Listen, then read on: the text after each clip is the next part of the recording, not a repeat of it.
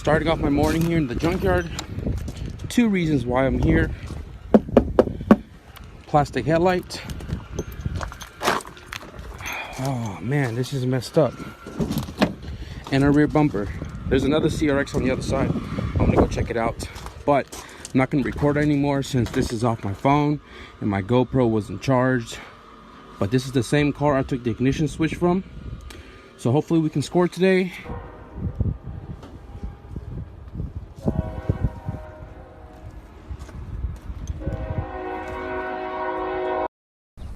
So guys, I got back from the junkyard like an hour or so ago. So I apologize for not recording much in the junkyard because I was using my phone, and on top of that, the GoPro was completely dead. Nothing spectacular in the yard today other than getting what I needed. Here we have the rear bumper fitted to the car. It's a little bit warped right there. You can see it kind of like popping out, but all of that's going to be cut anyways. I'm going to cut it right where the paint line stops, where it's originally supposed to be black. So you can still see the hard line right there. All that's going to be cut, so I'm not worried about it. H22, somebody already pulled the motor apart. Valve cover was just sitting there, so I took this as a spare so I could do the bungs and then get the valve cover stripped for paint and have a clean valve cover when I am ready to install it. 88 Honda Accord sunroof visor as well as the window visors. These are OEM. I paid $350 each in hopes of flipping this back for more. Only this one is messed up a little bit, which was already like that when I pulled it, but for the most part all the clips are in there. Old plastic, they're very brittle. I'm just lucky to be able to take all of them off without breaking any of them. So that's that. And then the headlight that I snagged is right here. I'm test fitting it. Bracket's kind of messed up a little bit because that CRX was smashed. The adjuster right here at the bottom is broken, but I'm gonna epoxy all of that. So far it fits somewhat how I want it, and this circle right here is going to be cut out for the V-stack. I've already kind of test fitted it, and obviously the pipe goes on, comes out, and then the V-stack is going to go on after the pipe is in place. But I'm going to pull this off, work with it another day. But yeah, for the most part I am probably going to start sanding the front and rear bumpers so I can get those trims painted black. Probably going to continue this tomorrow because I want to show you guys more of it in the daylight than the dark, because it's about to get dark within an hour and a half or so. So I'm gonna do what I can with the daylight I still have, and then see where we get. Sponsored by my last job. Got this DA sander for my air compressor. 220 grit, takes it off really nice and smooth, you know, smoothing out all the spider cracks, all this right here. Turns it like this. If I can get the whole bumper to look as decent as this right here, then all it really need is primer, and then oh man, no big deal. Probably gonna have a lip for that anyways, or I might get sheet metal or something, a real nice thick one, so it doesn't, you know, be all flimsy. And I'm gonna cover this whole front and make it look like an outlaw bumper. An outlaw bumper is a fully enclosed front end bumper that is, you know, still stock dimensions to the stock fenders, not over fenders or anything like that, like the 3-piece front end. But right now I'm gonna work with this one step at a time, right? I'm gonna try to at least get this bumper and the rear bumper both sanded down tonight for the most part.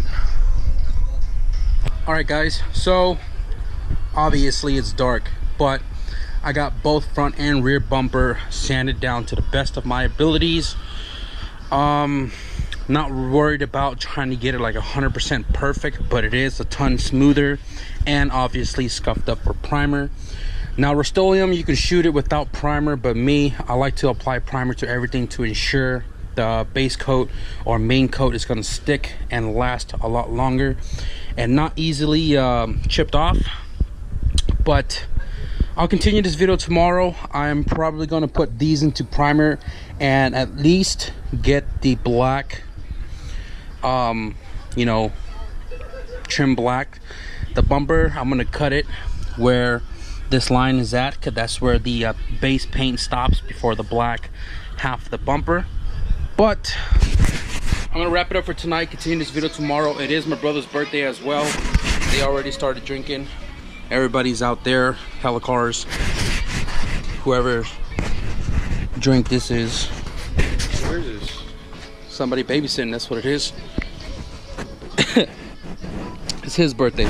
There was a comment on the last video in regards to me having other brothers. I have 2 older brothers. I am the youngest, and I don't really show them on video because they're never home because they work all day, except today. They just so happen to be awake, and all the friends are out here. So again, I'll continue this tomorrow with more updates, but tonight I'm done.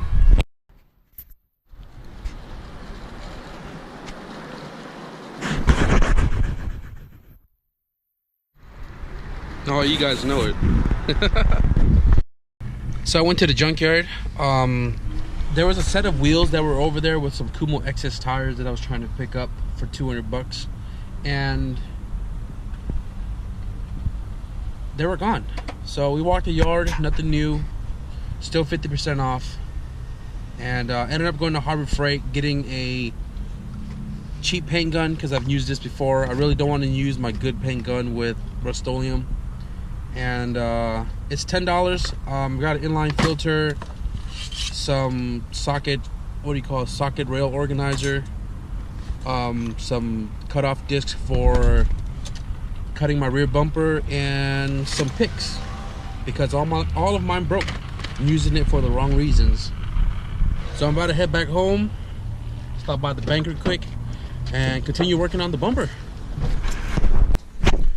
Welcome back, mother suckers, as Michael Blackson would say. So today, want to at least get the bumpers into primer and trim black for the most part, and if I feel like it, I might even try to mix up some smoke gray and paint the bumpers already. So from last night, I patched up a gash that was on the bumper right there with some flexi glazing putty for bumpers, and I'm gonna have to pull that, sand that out. So I went to Harbor Freight, grabbed me a whole bunch of new cutting disc, because I'm going to be cutting the bumper in half wherever that line is at. The reason being is you can see how it's like us bowing out. I don't know why, and I really don't like that look, but I'm gonna cut it anyways, and then trim the bumper support to fit the front, all sand it down as well. I may do a tad bit more on those cracks right there, but you really don't even feel it, and when it's painted black you probably won't even see it. So I'm gonna pull this bumper off, set it up to sand it all out, and then we're gonna cut it. So I went and overlooked the bumper, went over some areas with 220 grit. I'm not worried about these bigger scratches. It's just a smaller spiderweb cracks on the top that I just sanded out. These are small mini gouges, no big deal. I just don't want the spiderwebs to, like, you know, like sink through the paint, so I sanded the top, which is the most visible area. And yeah, I'm about to go ahead and wipe it down with some, you know, surface cleaner. And I was going to use my Transtar primer, but this is the better stuff. So I'm just going to use this multi-purpose primer for all sorts of surfaces. And I got a whole box of these that I took from work a long time ago. So I'm going to get this in primer. I'm not too worried about too much primer on the bottom half, but the top half, want to definitely get this in primer, because primer is important if you want your paint to last long. Not like this. So I decided to not layer too much primer on the bottom half, since it's going to be black and the trim paint doesn't need primer. Trim paint can pretty much go over anything and it'll still get its you know, semi-gloss black finish on it. So I layered 3 primer on the areas that are going to be painted. You can see the hard line right there, so I got primer just over that a little bit. And so what I'm going to do is I'm going to do the same thing to the rear bumper after I cut it, and then I am probably going to paint today because I want to get the whole bumper painted. No, not the whole bumper, but the whole area that's going to be gray painted, as well as the molding. The molding area is going to get taped off and then painted black. So that way, if I was to paint it black now, then tape it off and paint it gray and peel it back, the hard line is going to tear the paint off. Here's a prime example right here where I taped off the black and I painted the bumper gray, and then when I peeled the tape back, it peeled the paint off with the tape, and yeah, it looks pretty horrendous. But the front bumper of my car and the original rear bumper right up there, when I got the car painted, we painted the whole bumper and everything gray with the car, and then, you know, obviously flash time, let the paint dry, and then we taped off the paint, sand the top portion, dull out the gray that was on here, and then paint it black. So I'm gonna do it that way just so I can prevent the whole peeling back paint issue. But this is all dried up. I'm gonna pull this off, pull the rear bumper over, and work with that. So I gotta sand this off. I'm gonna start with 100 because this is lightweight body filler, so it cuts pretty easily. And then I'm gonna finish it with 220 grit, which is what I use for the whole bumper. You notice that I didn't even bother sanding this portion off because I'm gonna cut it anyways. And thank God for the CRX, it's two-toned, so I'm gonna use this line right here as a guideline to cut the bottom half after I sand it off.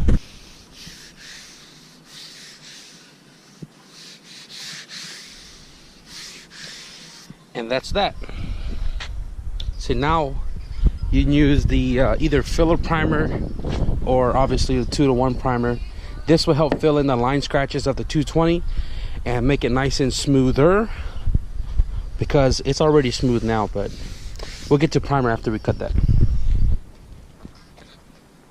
Safety first. Eyes, ear muff if you got them, cut off disc, and rubber flying. It's gonna get messy, and if you land one of them hot rubber in your eye, that's just gonna hurt.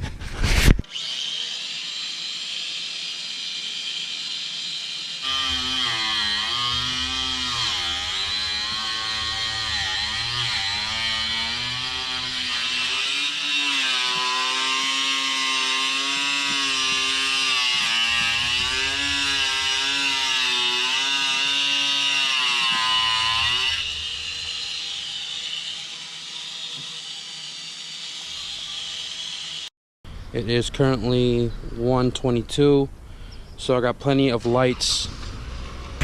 So I got plenty of hours of light left. So what I did was, when I cut that one, I cut it about 1 millimeter under the break line between the color and the black. And when I was grinding with the grinder, I slipped and I cut a portion on this end a little higher than the rest. And then once I finished completing the cut all the way across, I took the measuring tape and did 5 1/4 down to where the higher cut was at, and did 5 1/4 all the way across. I used some, where's it at? I used some tape and pretty much connected the dot all the way across, and then used a razor blade, which explains all the stuff on the floor and inside of there. And use a razor blade to cut it as straight as I can, as evenly as I can, and with the razor blade I can control it. So the bumper is as straight as I can do it. I mean, it looks really good. So I'm gonna give it another quick sand around the edges, then I'm gonna get it ready for primer, then some paint. And that's all Bondo right there. And you can see it, you can see on this bumper too. See, they painted the same color as the bumper, then they masked it off, then they painted it black. So that's what I'm trying to do.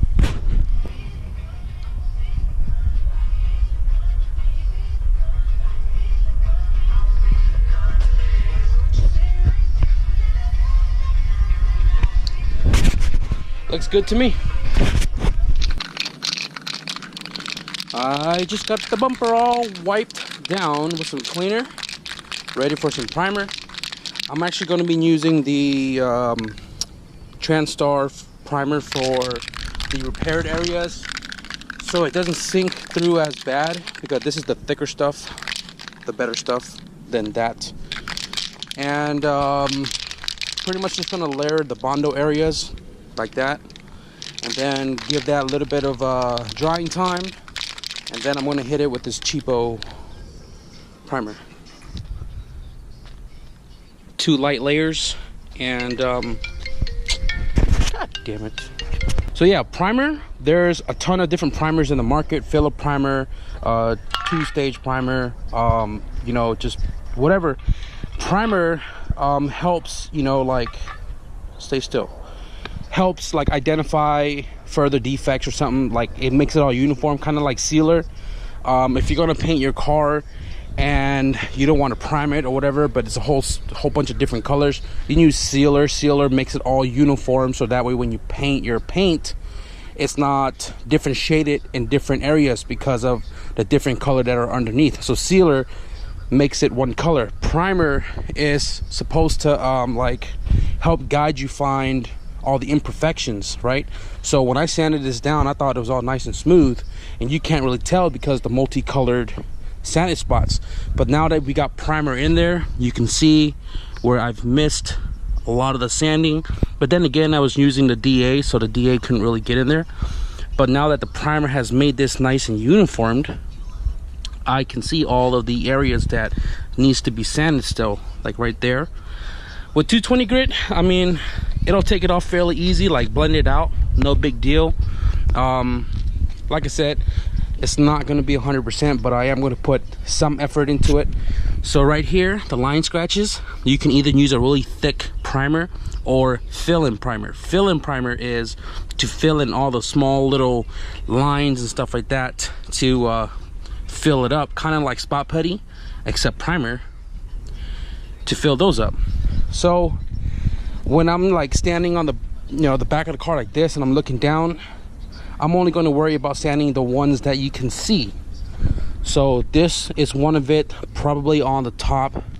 I'm not worried about the bottom ones that are not smoothing out, but just a visible area. I should have switched this to my car because mine's a 91, but it has an 88 rear bumper without the lip right there. And you can see on this one, it has a little lip coming out. That's 9091. But because there was a bulge right here, I cut that up. If you know my buddy Caesar from NorCal Auto Styles, he has like 2 or 3 JDM SIR rear bumpers, even though they're no different than the 9091s. If I wanted another clean rear bumper for this car to match the 91 style, I can always pick one up from him, so not a big deal. So yeah, I'm gonna get this all sanded up, and my buddy Kerry is gonna come over with the Furio. I got some issues gotta take care of with that car. Get this all scuffed up and everything, and like I said, I might just set up in the corner over there and shoot Rustoleum today. We'll see. Yeah, we're losing a lot of daylight, and I haven't even painted yet. Grandpa came by, the sleeper Furio. He's gonna come by tomorrow to get some touch up on his motor for some private runs. But I did not go to Home Depot to grab some mineral spirit, but after further digging into my shelf of paint, we have some spirit minerals right here. So while we still got some daylight, probably have about an hour and a half or 2. Try to lay some paint down right now, so I'm hustling up. I'm gonna get everything all set up. I'm gonna go to the back corner right there near the bushes, where the, you know, the breeze and the oversprays won't go onto my dad's Odyssey, and right there is okay because the bushes are really blocking the overspray from going over to the neighbor's car. But then a neighbor car hasn't moved in like centuries. So I'm praying that it's just gonna go straight up and open atmosphere. Please forgive me, city, but gotta do what I gotta do. So let's get all set up, guys, and at least try to get some smoke gray laid down today. Man, so much memory. Stepping back into my roots a little bit here, guys. Here, super dusty because I haven't touched it in a long time. I hope the paint's still good. It's pretty loose in here. Rustoleum Smoke Gray, mineral spirits. I don't have a measuring cup, but I measured these all 1/2 inch increments. So 1, 2, 3, 4, 5, 6, 7, 8, 9, and 10. Paint gun from Harbor Freight because I don't want to use my better cheap gun to do Rustoleum. This was 10 bucks, is on sale. Got a inline disposable filter for like $1 or something like that. But this right here is what I've used before to do the Rustoleum paint job, and it has worked out well for me, or it has turned out great for me. And what I'm going to be doing is, because it's kind of cold out, I heard some lightning earlier, or maybe some airplanes, I don't know, but I am going to try to keep it somewhat thick. Ideally you want to mix Rustoleum with mineral spirits, like to a milky substance, and obviously the thinner you go, the easier it's going to run, like overspray. Oh, here comes the wind. Why Mother Nature always got to do this to me? Every time I whip out the Rustoleum, the weather changes. It wasn't even windy all freaking day. We're gonna make it happen. Hopefully with the trees and stuff, it's gonna kind of block the wind. The floor is kind of damped, so we're not worried about dust particles flying up. You. But anyways, milky substance, because it's kind of cold, I don't want it to run all crazy. I'm gonna do an 80% paint with 20% mineral spirits, and because I don't have a measuring cup, I'm gonna go 8 percent of this cup of paint, and then the last 2, which is 20% of mineral spirits. Mix it up, fill it up, do some test passes. I'm gonna clean up that old fender right there on the floor so I can do some test patterns, because I want to make sure the gun is going to shoot how I want it to shoot. And then I'm going to wipe all of this down and shoot it right here. Ooh, boy, that is so thick, but the color looks so amazing. And even if like you do the 80-20%, whatever, the percent doesn't matter, honestly. It's the texture feel. Like when you stir, you can still feel it's kind of heavy, so you just keep adding mineral spirits. I've done anywhere between 60-40, 70-30, 80-20, and at one point in time I did straight 100% paint, and it came out amazing. If I can find a picture, I'll put it up right now. Anyways, so past my 80-20, I just added a little bit more mineral spirits. It's starting to thin out. It's starting to run like milk. Yeah, I'm gonna go wipe the panel down, and I'm excited. Panel's all wiped. This one's all wiped down. See, the thing about Rustoleum is that you can apply to anything and everything without primer, or I can even shoot the tree for the most part and it'll stick. But got the gun filled up. Got my pressure set at about, I think, 25. Shooting off the trigger is about 25 to 30 or something like that. Obviously the test panels for you to adjust accordingly, so that's what I'm going to do right now before I start shooting that. Can't find my respirator. Always wear your respirator.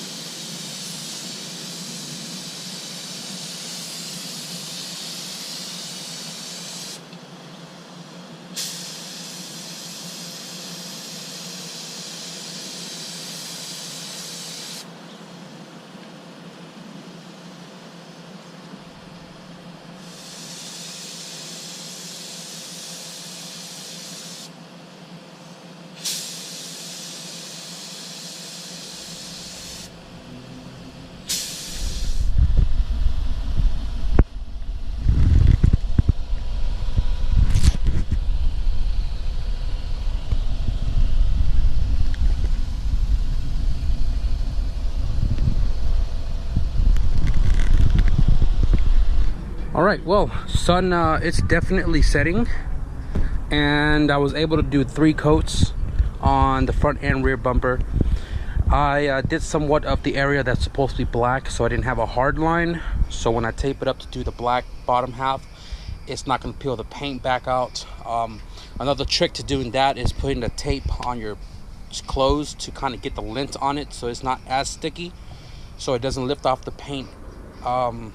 Has less chance of lifting up the paint. So 3 coats pretty evenly. I don't know how well you guys can see the gloss. Let me take the light off real quick.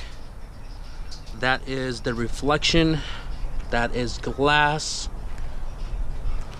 I hope you guys are as stoked as I am, but I am going to move this now in front of the CRX. I'm going to move the car forward, clean all my tools off a little bit, get the bumpers over here under this, so that way condensation doesn't build up on top of the paint and causing it to be dull when it's all dried.